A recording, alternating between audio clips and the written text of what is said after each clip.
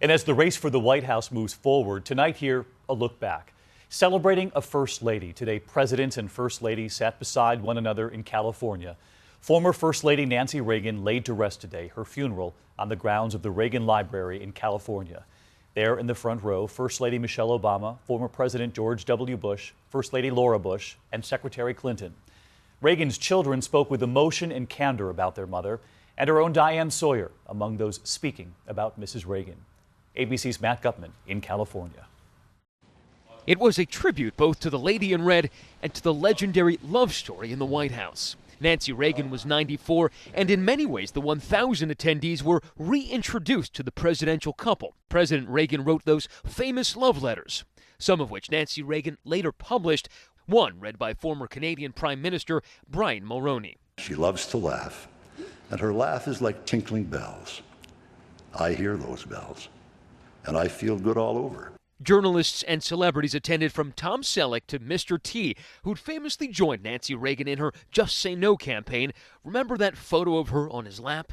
But in that front row, the families of 8 current and former White House residents, arranged just as Nancy Reagan had planned it. First Lady Michelle Obama seated right next to President George W. Bush and former First Lady Laura Bush.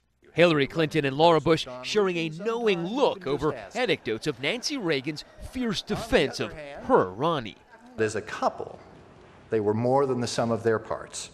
And it would be a mistake, by the way, to consider her as somehow subordinate to him just because he was the one usually taking center stage. They were co-equals. They complemented one another.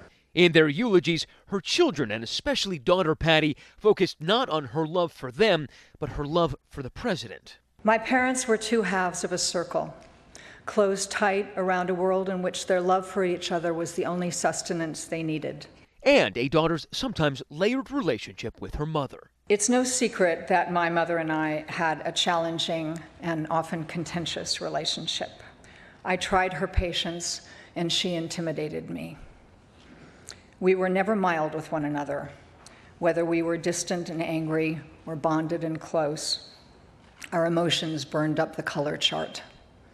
Nothing was ever gray. But there were moments in our history when all that was going on between us was love. I choose to remember those moments. And our own Diane Sawyer remembered a needlepoint in Nancy Reagan's home.